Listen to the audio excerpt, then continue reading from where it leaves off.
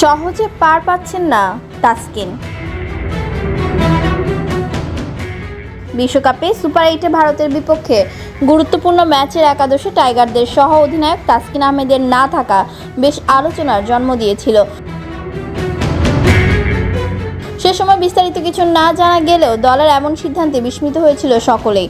অবশ্য বিশ্বকাপ শেষ হওয়ার পর চাঞ্চল্যকর এক খবর সামনে আসে। ক্রিকবাজের খবরে জানা যায়, ম্যাচের দিন দেরিতে ঘুম থেকে উঠায় টিম বাস মিস করেন টাইগার এই পেসার, যে কারণে পরে তাকে ছাড়াই একাদশ সাজাতে বাধ্য হয় টিম ম্যানেজমেন্ট। আর ক্রিকবাজকে এমন খবর দিয়েছেন বাংলাদেশ ক্রিকেট বোর্ড সংশ্লিষ্ট এক ব্যক্তি। এই ঘটনার পর অবশ্য দলের সবার কাছে ক্ষমাও চেয়েছিলেন তাসকিন। সেটা তাসকিন নিজের ফেসবুক পোস্টে জানিয়েছেন।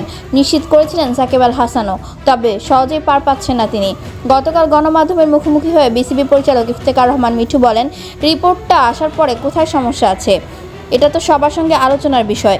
এরপর ক্রিকেট অপারেশনস আছেন সিদ্ধান্ত নেওয়ার জন্য। স্পষ্টভাবে আমরা এটিকে গুরুত্বের সঙ্গে নিচ্ছি, এটা গ্রহণ করার মতো নয়। ভবিষ্যতে এমন যেন না হয় সেটাই একটা সমাধান করা হয়। মিঠু অবশ্যই ঘটনাকে দেখছেন তরুণের জন্য সতর্কতা বার্তা হিসেবে। তাসকিন এখন অসাধারণ খেলোয়াড়, বিশ্বসেরা ক্রিকেটার। হয়তো ওর একটু ভুল হয়ে গেছে, তবে ওর যদি এটা নিয়মিত হয় তাহলে এটা বড় সমস্যা, আর এটা তরুণ ক্রিকেটারদের জন্য একটা সতর্ক বার্তাও। এর আগে বিসিবি সভাপতি নাজমুল হাসান পাপন বলেন, ভারত ম্যাচের আগের দিন ঘুমের জন্য তাসকিনের বাস মিসের একটা ঘটনা আমিও শুনেছি। আমি আরও আগেই শুনেছি। আমি যখন ভারতের বিপক্ষে একাদশে তাকে দেখলাম না, তখন আমি রাব্বিত ইমামকে ফোন করি। এরপর সে জানালো তাসকিন টিম বাস মিস করেছে।